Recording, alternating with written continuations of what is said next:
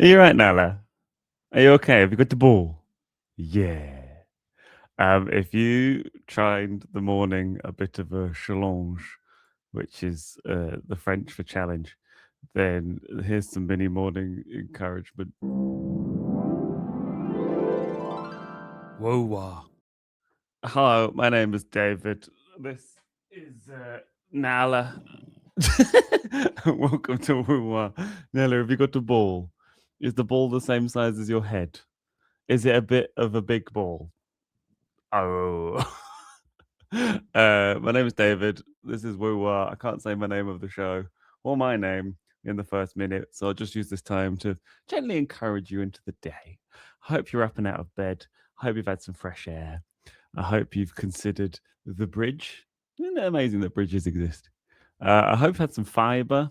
I hope that you've remembered that the disco music exists, because that's fun. My name is David Hoare, and welcome to Waking Up with a Hoare. Waking up with a Hoare. Waking up with a Hoare.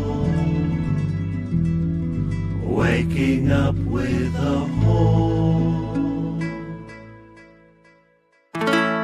How my morning's gone. My morning is going slow. Nala, what are you doing? This is a very Nala-centric episode currently. She's just running around. I'll move the camera back here so you can see my face properly. I'm not at a weird angle. My morning is going slow.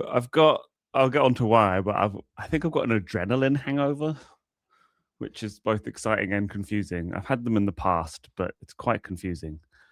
I was so out of sorts that I didn't want tea in my own house. I had coffee first thing. I usually have tea, but I had coffee. I'm baffled. That might not sound like much, but that never ever happens. I had honey nut Cheerios as well. Still don't know what the nut is. I had supplements. I had my medication, and I watched back my whip from yesterday, which I will get into. What I intend to do today. Today is Chopped Comedy. It's Tuesday for me. I think it's Thursday when this comes out. I'm supposed to put a mini morning encouragement out on Tuesday, but I forgot to upload it. So it's coming out on Wednesday. So it sounds like I was talking about stuff on a different day. Anyway, I need to take Nala out for a bit of a dog walk, and there's some other stuff I need to do and I haven't figured that out yet because my brain is a bit higgledy-piggledy, but I'm excited for Chops. Chops Comedy every Tuesday in Bristol. We have an amazing secret headliner and the best local acts every Tuesday at Bar 57 in Bedminster.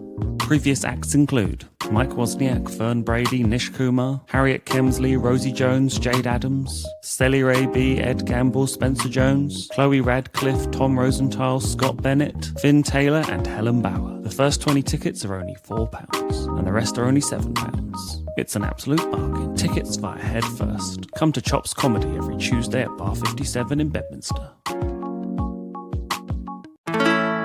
How did yesterday go? Yesterday was bad. I went to the gym and that was great, but it was just like really busy and it was really full of lads being like, which I thought was really funny.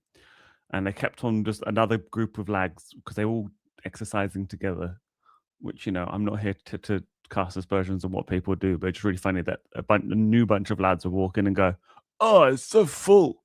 Looking at all the other lads at the weights. It looked like a nightclub essentially, but everyone was doing weights. I just did the rowing machine whilst watching a documentary on iPlayer about Jeff Lynne from ELA. Slowly becoming the oldest man at the gym. Came home, had steak, but with rice and vegetables to try and set my body up because I had to prepare for my work in progress show, for my new show, which will hopefully be my new Edinburgh show for this summer and whatever else. So I had to do a bunch of whip work in progress, which it's confusing to do on the day. My last show I recorded, which the 1000% musical comedy, which you can watch the special of on this YouTube channel. If you're watching this on YouTube, or you can go to my YouTube channel, find it. I started that in September 2023, recorded it in May 2025, and it was the first time I've done my show past the end of the Fringe. So usually my shows go from September to August and then I drop it all and then carry on again. So it's a bit of a new sort of calendar for me. And so I started basically this new show in kind of May. I guess there was a few bits and pieces that I might have tried to write beforehand. But yeah, so May to now, which sounds like a long time, but it wasn't like I'm not like doing it every day. I've had other stuff to do and stuff. Nala, it's just dropped the ball. You've really dropped the ball there, Nala. So now she's playing my guitar with her tail. You're such a nuisance. But usually if I'm writing from September to January, like January, February, if I'm doing my first whip, usually like February sort of time, maybe for the Leicester Comedy Festival, you're just kind of going, what have I got? What kind of ideas? But I've had a bit longer to think about this. I think I'm just going to tell you, this is partly so that I can remind myself of this when I need to do this again in the future. But when I'm writing a show, the age-old phrase of like, there's architects or there's gardeners with writing, and you're either an architect and you kind of go, I want to write that, and then you write it, which I can't do. A gardener is somebody who plants seeds and then tends to them.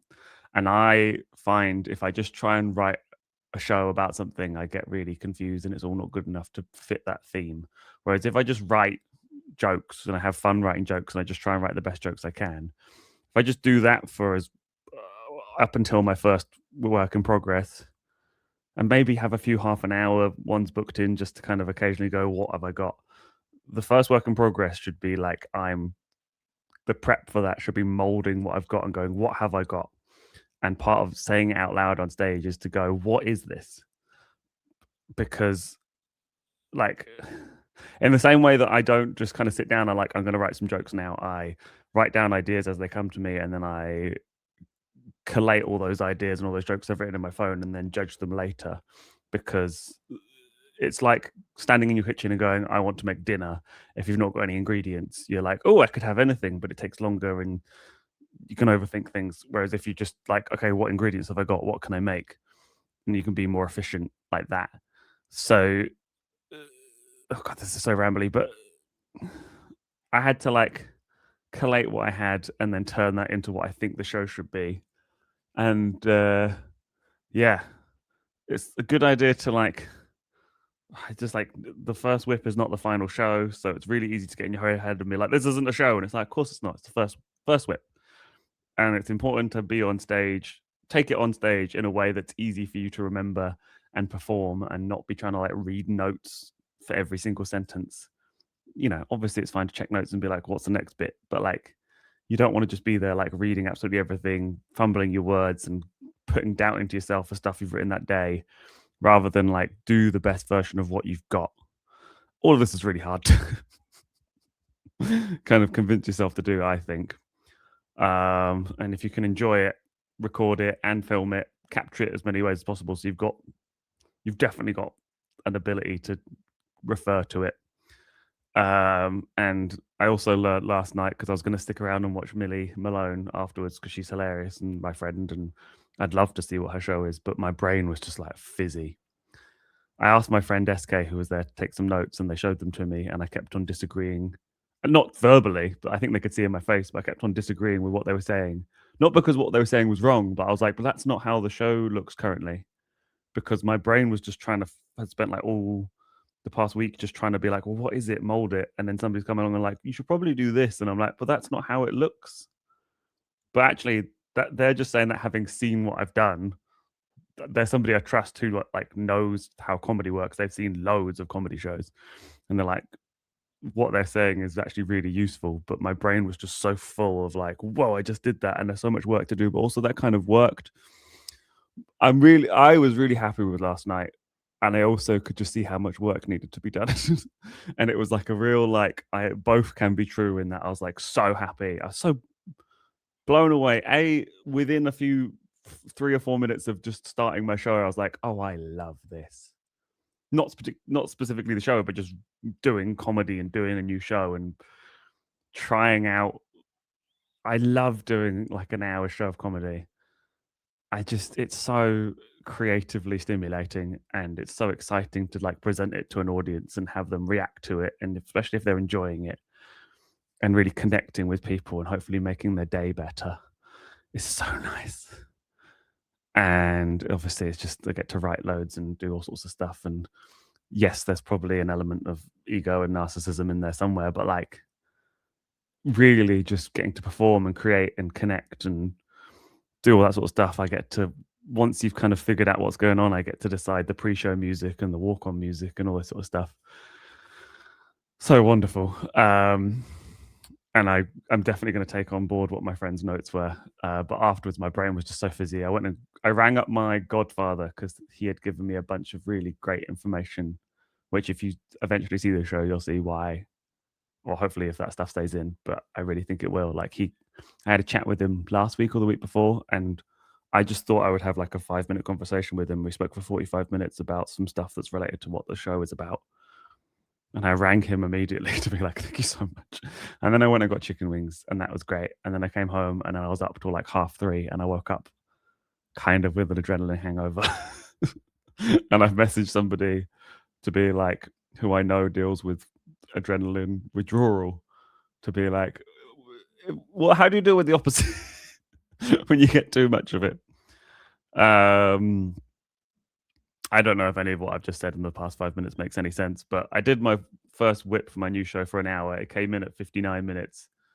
People came to the show, which was lovely. There was people who'd seen me before who I kind of I know them to talk to.